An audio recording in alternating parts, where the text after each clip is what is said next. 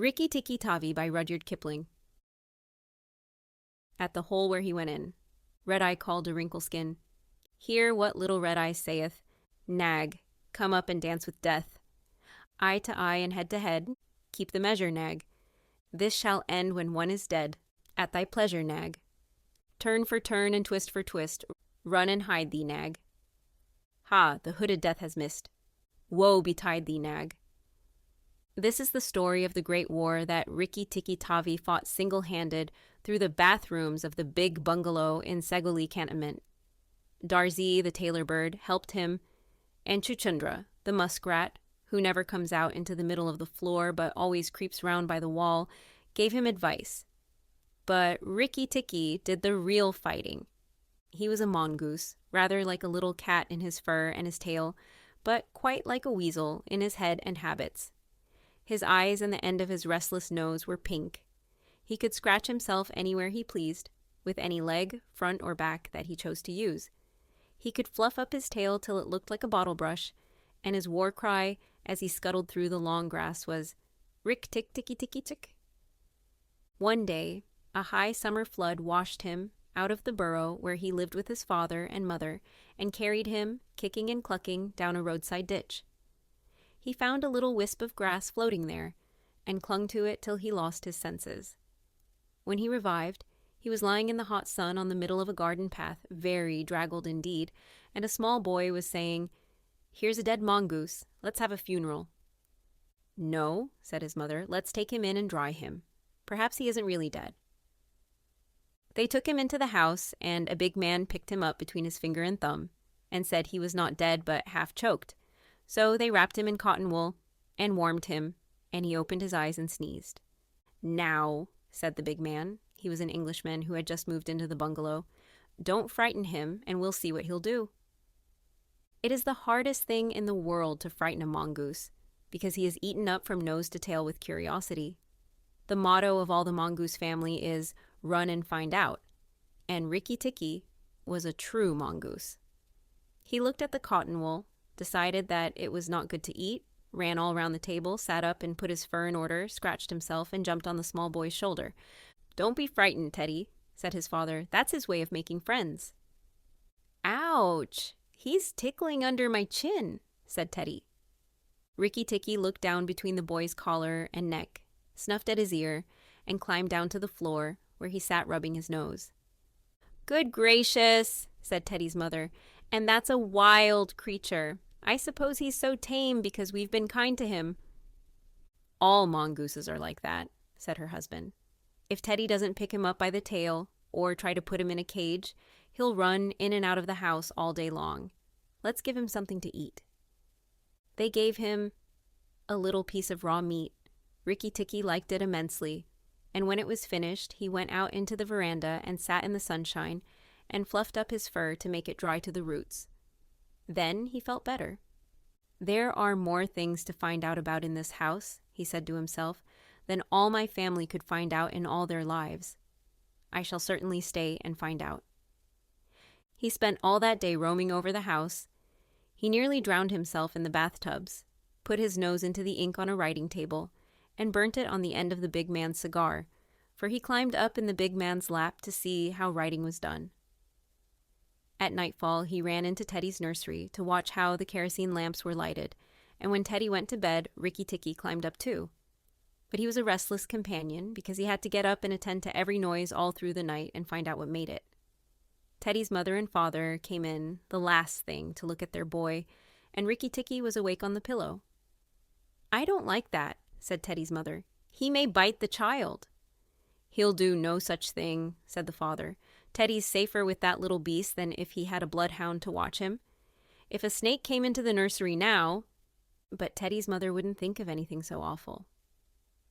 Early in the morning, Rikki-Tikki came to early breakfast in the veranda riding on Teddy's shoulder, and they gave him banana and some boiled egg, and he sat on all their laps one after the other because every well-brought-up mongoose always hopes to be a house mongoose someday and have rooms to run about in, and Rikki-Tikki's mother, she used to live in the general's house at Segoli, had carefully told Rikki what to do if ever he came across white men. Then Rikki-Tikki went out into the garden to see what was to be seen.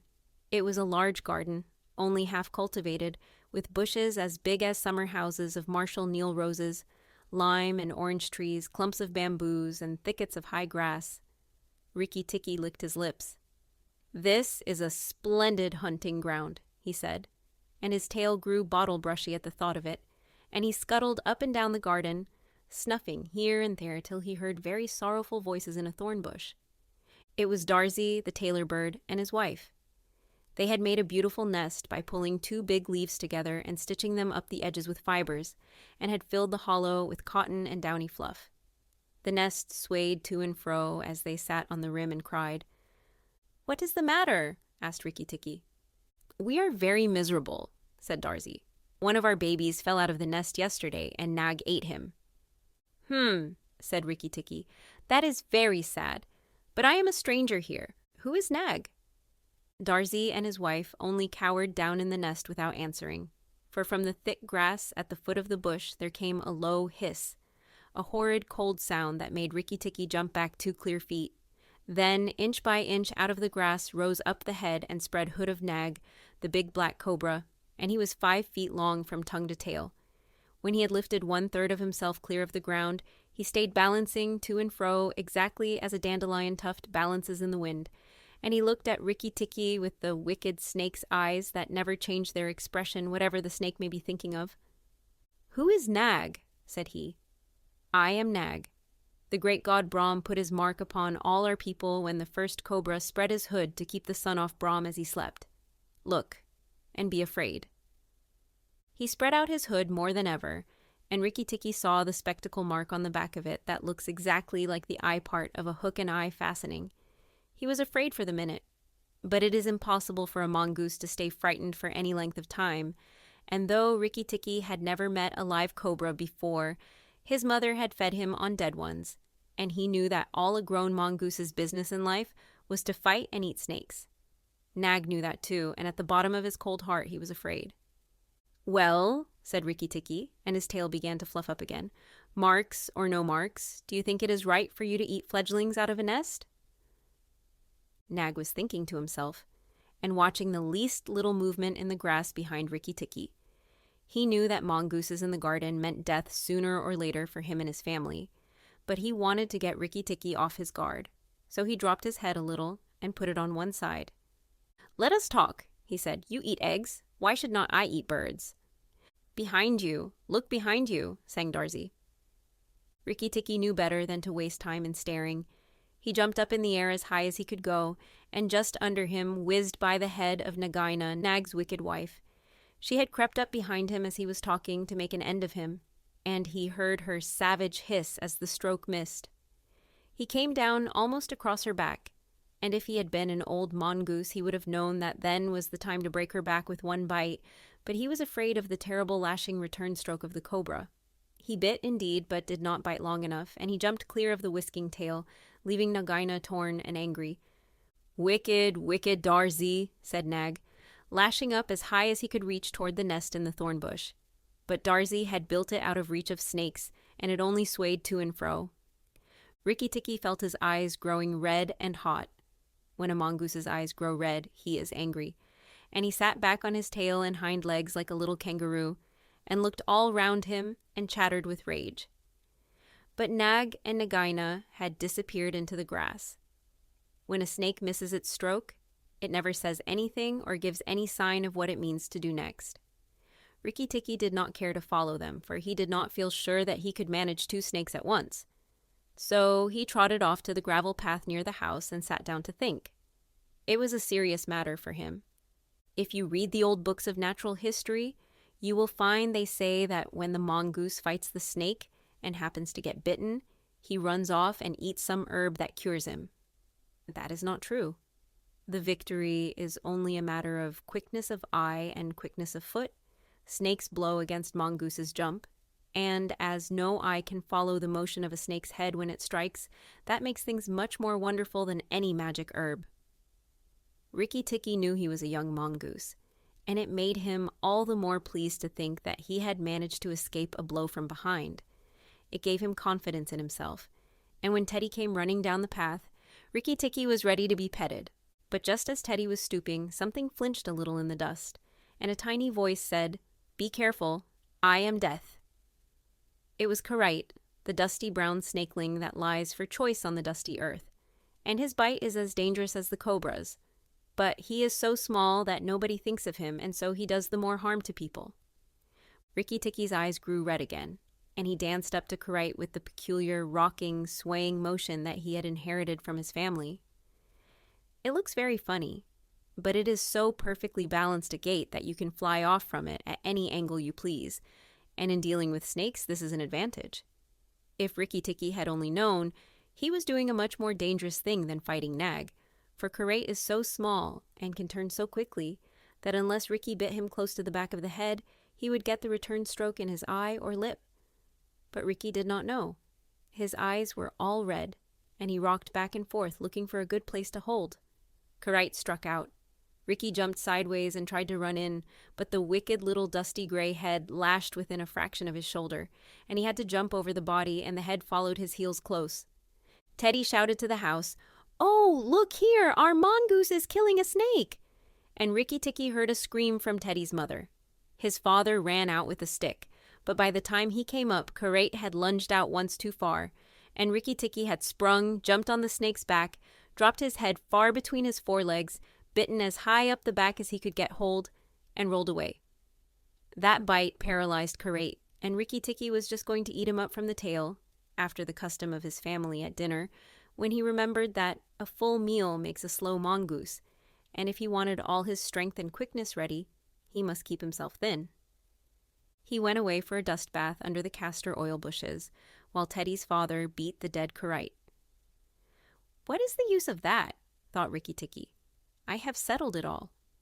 And then Teddy's mother picked him up from the dust and hugged him, crying that he had saved Teddy from death, and Teddy's father said that he was a providence, and Teddy looked on with big, scared eyes.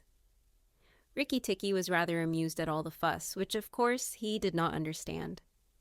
Teddy's mother might just as well have petted Teddy for playing in the dust.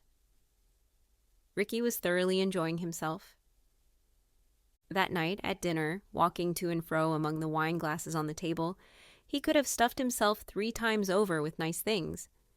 But he remembered Nag and Nagaina, and though it was very pleasant to be patted and petted by Teddy's mother and to sit on Teddy's shoulder, his eyes would get red from time to time, and he would go off into his long war cry of Rik-Tik-Tikki-Tikki-Tick. Teddy carried him off to bed and insisted on Rikki-Tikki sleeping under his chin.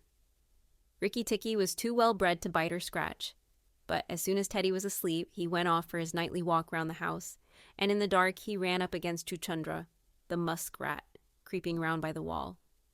Chuchundra is a broken-hearted little beast. He whimpers and cheeps all the night, trying to make up his mind to run into the middle of the room, but he never gets there. "Don't kill me," said Chuchundra, almost weeping. "Rikki-Tikki, don't kill me." "Do you think a snake killer kills muskrats?" said Rikki-Tikki scornfully. "Those who kill snakes get killed by snakes," said Chuchundra, more sorrowfully than ever. "And how am I to be sure that Nag won't mistake me for you some dark night?" "There's not the least danger," said Rikki-Tikki, "but Nag is in the garden, and I know you don't go there." "My cousin Chua, the rat, told me," said Chuchundra, and then he stopped. "Told you what?" "Ish! Nag is everywhere, Rikki-Tikki. You should have talked to Chua in the garden." "I didn't, so you must tell me. Quick, Chuchundra, or I'll bite you." Chuchundra sat down and cried till the tears rolled off his whiskers. "I am a very poor man," he sobbed. "I never had spirit enough to run out into the middle of the room. Hush! I mustn't tell you anything. Can't you hear, Rikki-Tikki?" Rikki-Tikki listened. The house was as still, but he thought he could just catch the faintest scratch in the world. A noise as faint as that of a wasp walking on a window pane, the dry scratch of a snake's scales on brickwork. "That's Nag or Nagaina," he said to himself, "and he's crawling into the bathroom sluice. You're right, Chuchundra. I should have talked to Chua." He stole off to Teddy's bathroom, but there was nothing there, and then to Teddy's mother's bathroom. At the bottom of the smooth plaster wall, there was a brick pulled out to make a sluice for the bathwater, and as Rikki-Tikki stole in by the masonry curb where the bath is put, he heard Nag and Nagaina whispering together outside in the moonlight. "When the house is emptied of people," said Nagaina to her husband, "he will have to go away, and then the garden will be our own again. Go in quietly and remember that the big man who killed Karate is the first one to bite. Then come out and tell me, and we will hunt for Rikki-Tikki together." "But are you sure that there is anything to be gained by killing the people?" said Nag. "Everything. When there were no people in the bungalow, did we have any mongoose in the garden? So long as the bungalow is empty, we are king and queen of the garden. And remember that as soon as our eggs in the melon bed hatch, as they may tomorrow, our children will need room and quiet." "I had not thought of that," said Nag. "I will go, but there is no need that we should hunt for Rikki-Tikki afterward. I will kill the big man and his wife and the child if I can, and come away quietly. Then the bungalow will be empty, and Rikki-Tikki will go." Rikki-Tikki tingled all over with rage and hatred at this, and then Nag's head came through the sluice, and his 5 feet of cold body followed it. Angry as he was, Rikki-Tikki was very frightened as he saw the size of the big cobra. Nag coiled himself up, raised his head, and looked into the bathroom in the dark, and Rikki could see his eyes glitter. "Now, if I kill him here, Nagaina will know, and if I fight him on the open floor, the odds are in his favor. What am I to do?" said Rikki-Tikki-Tavi. Nag waved to and fro, and then Rikki-Tikki heard him drinking from the biggest water jar that was used to fill the bath. "That is good," said the snake. "Now, when Karite was killed, the big man had a stick. He may have that stick still, but when he comes in to bathe in the morning, he will not have a stick. I shall wait here till he comes. Nagaina, do you hear me? I shall wait here in the cool till daytime." There was no answer from outside, so Rikki-Tikki knew Nagaina had gone away. Nag coiled himself down, coil by coil, round the bulge at the bottom of the water jar, and Rikki-Tikki stayed still as death. After an hour, he began to move muscle by muscle toward the jar. Nag was asleep, and Rikki-Tikki looked at his big back, wondering which would be the best place for a good hold. "If I don't break his back at the first jump," said Rikki, "he can still fight. And if he fights, oh, Rikki!" He looked at the thickness of the neck below the hood, but that was too much for him, and a bite near the tail would only make Nag savage. "It must be the head," he said at last. "The head above the hood, and when I'm once there, I must not let go." Then he jumped. The head was lying a little clear of the water jar, under the curve of it, and as his teeth met, Rikki braced his back against the bulge of the red earthenware to hold down the head. This gave him just 1 second's purchase, and he made the most of it. Then he was battered to and fro as a rat is shaken by a dog, to and fro on the floor, up and down and round in great circles. At his eyes were red, and he held on as the body cart whipped over the floor, upsetting the tin dipper and the soap dish and the flesh brush, and banged against the tin side of the bath. As he held, he closed his jaws tighter and tighter, for he made sure he would be banged to death, and, for the honor of his family, preferred to be found with his teeth locked. He was dizzy, aching, and felt shaken to pieces when something went off like a thunderclap just behind him. A hot wind knocked him senseless, and red fire singed his fur. The man had been wakened by the noise and had fired both barrels of a shotgun into Nag just behind the hood. Rikki-Tikki held on with his eyes shut, for now he was quite sure he was dead. But the head did not move, and the big man picked him up and said, "It's the mongoose again, Alice. The little chap has saved our lives now." Then Teddy's mother came in with a very white face and saw what was left of Nag, and Rikki-Tikki dragged himself Teddy's bedroom and spent half the rest of the night shaking himself tenderly to find out whether he really broken into 40 pieces as he fancied. When morning came, he was very stiff but well pleased with his doings. "Now I have Nagaina to settle with, and she'll be worse than 5 nags, and there's no knowing when the eggs she spoke of will hatch. Goodness, I must go and see Darzy," he said. Without waiting for breakfast, Rikki-Tikki ran to the thorn bush where Darzy was singing a song of triumph at the top of his voice. The news of Nag's death was all over the garden, for the sweeper had thrown the body on the rubbish heap. "Oh, you stupid tuft of feathers," said Rikki-Tikki angrily. "Is this the time to sing? Nag is dead. Is dead, sang Darzy. The valiant Rikki-Tikki caught him by the head and held fast. The big man brought the bang stick and Nag fell in 2 pieces. He will never eat my babies again. All that's true enough, but where's Nagaina? Said Rikki-Tikki, looking carefully round him. Nagaina came to the bathroom sluice and called for Nag, Darzy went on. And Nag came out on the end of a stick. The sweeper picked him up on the end of a stick and threw him upon the rubbish heap. Let us sing about the red-eyed Rikki-Tikki. And Darzy filled his throat and sang. If I could get up to your nest, I'd roll all your babies out, said Rikki-Tikki. You don't know when to do the right thing at the right time. You're safe enough in your nest there, but it's war for me down here. Stop singing a minute, Darzy. For the beautiful Rikki-Tikki's sake, I will stop, said Darzy. What is it, O killer of the terrible Nag? Where is Nagaina for the 3rd time? On the rubbish heap by the stables, mourning for Nag. Great is Rikki-Tikki with the white teeth. Bother my white teeth. Have you ever heard where she keeps her eggs? In the melon bed, on the end nearest the wall, where the sun strikes nearly all day. She hid them 3 weeks ago. And you never thought it worthwhile to tell me? The end nearest the wall, you said? Rikki-Tikki, you are not going to eat her eggs? Not eat exactly, no. Darzy, if you have a grain of sense, you will fly off to the stables and pretend that your wing is broken and let Nagaina chase you away to this bush. I must get to the melon bed, and if I went there now, she'd see me. Darzy was a feather-brained little fellow who could never hold more than one idea at a time in his head, and just because he knew that Nagaina's children were born in eggs like his own, he didn't think at first that it was fair to kill them. But his wife was a sensible bird, and she knew that cobras' eggs meant young cobras later on. So she flew off from the nest and left Darzy to keep the babies warm and continue his song about the death of Nag. Darzy was very like a man in some ways. She fluttered in front of Nagaina by the rubbish heap and cried out, "Oh, my wing is broken!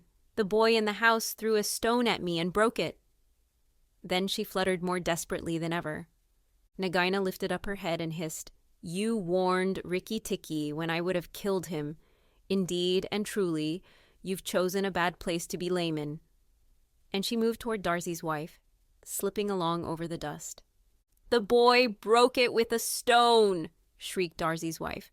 "Well, it may be some consolation to you when you're dead to know that I shall settle accounts with the boy. My husband lies on the rubbish heap this morning, but before night, the boy in the house will lie very still. What is the use of running away? I am sure to catch you, little fool. Look at me."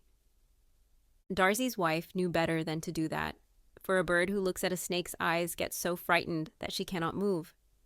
Darzy's wife fluttered on, piping sorrowfully and never leaving the ground, and Nagaina quickened her pace. Rikki-Tikki heard them going up the path from the stables, and he raced for the end of the melon patch near the wall.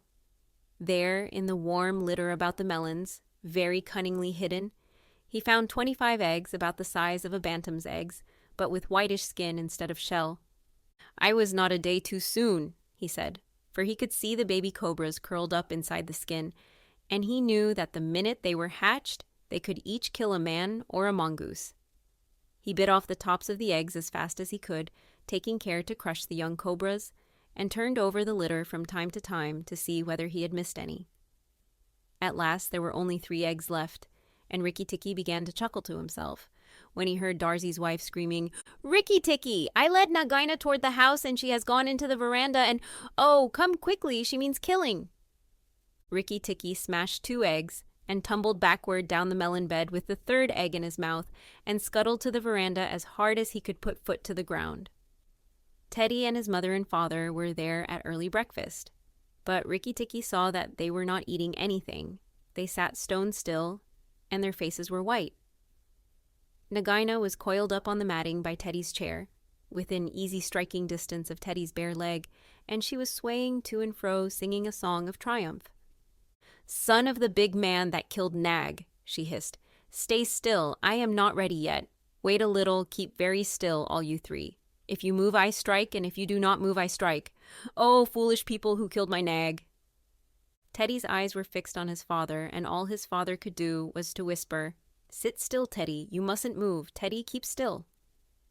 Then Rikki-Tikki came up and cried, "Turn round, Nagaina, turn and fight!" "All in good time," said she, without moving her eyes. "I will settle my account with you presently. Look at your friends, Rikki-Tikki. They are still and white. They are afraid. They dare not move, and if you come a step nearer, I strike." "Look at your eggs," said Rikki-Tikki, "in the melon bed near the wall. Go and look, Nagaina." The big snake turned half round and saw the egg on the veranda. Give it to me," she said. Rikki-Tikki put his paws one on each side of the egg, and his eyes were blood red.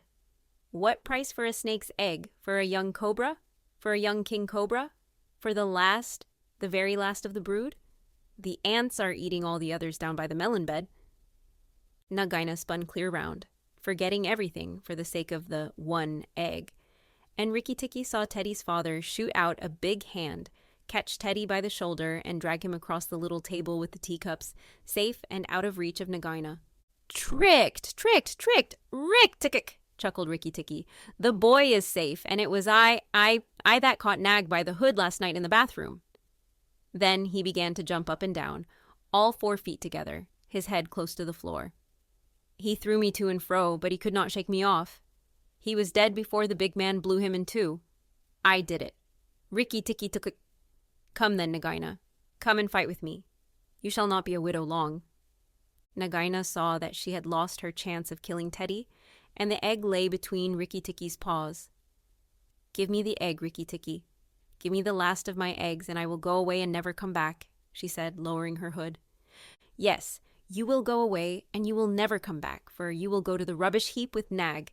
Fight, widow, the big man has gone for his gun. Fight!"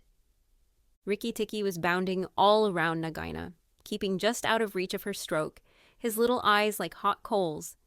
Nagaina gathered herself together and flung out at him. Rikki-Tikki jumped up and backward. Again and again and again she struck, and each time her head came with a whack on the matting of the veranda, and she gathered herself together like a watch spring. Then Rikki-Tikki danced in a circle to get behind her, and Nagaina spun round to keep her head to his head, so that the rustle of her tail on the matting sounded like dry leaves blown along by the wind. He had forgotten the egg. It still lay on the veranda, and Nagaina came nearer and nearer to it, till at last, while Rikki-Tikki was drawing breath, she caught it in her mouth, turned to the veranda steps, and flew like an arrow down the path with Rikki-Tikki behind her. When the cobra runs for her life, she goes like a whiplash flicked across a horse's neck. Rikki-Tikki knew that he must catch her, or all the trouble would begin again. She headed straight for the long grass by the thorn bush, and as he was running, Rikki-Tikki heard Darzee still singing his foolish little song of triumph. But Darzee's wife was wiser. She flew off her nest as Nagaina came along and flapped her wings about Nagaina's head. If Darzee had helped that, they might have turned her, but Nagaina only lowered her hood and went on. Still, the instant's delay brought Rikki-Tikki up to her, and as she plunged into the rat hole where she and Nag used to live, his little white teeth were clenched on her tail, and he went down with her, and very few mongooses, however wise and old they may be, care to follow a cobra into its hole. It was dark in the hole, and Rikki-Tikki never knew when it might open out and give Nagaina room to turn and strike at him. He held on savagely and struck out his feet to act as brakes on the dark slope of the hot, moist earth. Then the grass by the mouth of the hole stopped waving, and Darzee said, "It is all over with Rikki-Tikki. We must sing his death song. Valiant Rikki-Tikki is dead, for Nagaina will surely kill him underground." So he sang a very mournful song that he made up on the spur of the minute, and just as he got to the most touching part, the grass quivered again, and Rikki-Tikki, covered with dirt, dragged himself out of the hole leg by leg, licking his whiskers. Darzee stopped with a little shout. Rikki-Tikki shook some of the dust out of his fur and sneezed. "It is all over," he said. "The widow will never come out again." And the red ants that lived between the grass stems heard him, and began to troop down one after another to see if he had spoken the truth. Rikki-Tikki curled himself up in the grass and slept where he was. Slept and slept till it was late in the afternoon, for he had done a hard day's work. "Now," he said when he awoke, "I will go back to the house, tell the coppersmith, Darzee, and he will tell the garden that Nagaina is dead."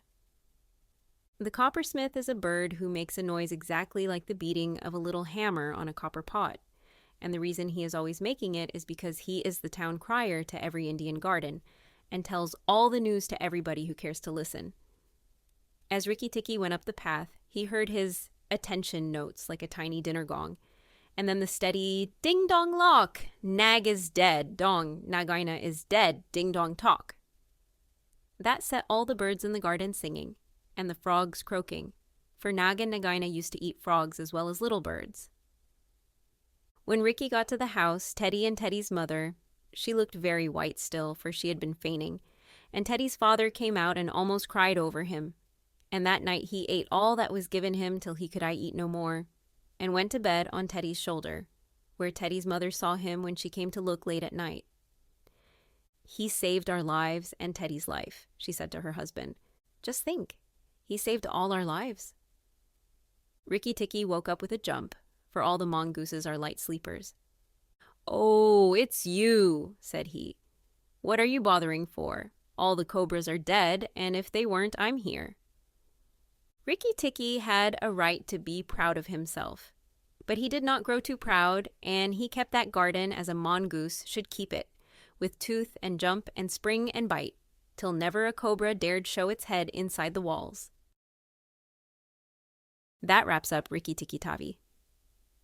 Fun fact, Rudyard Kipling based the story on real mongooses he observed in colonial India, where they were famously known for taking on venomous snakes much larger than themselves. If this story sparked a thought, a question, or a favorite moment, drop it in the comments. I'd love to hear what stood out to you most. Thanks for watching.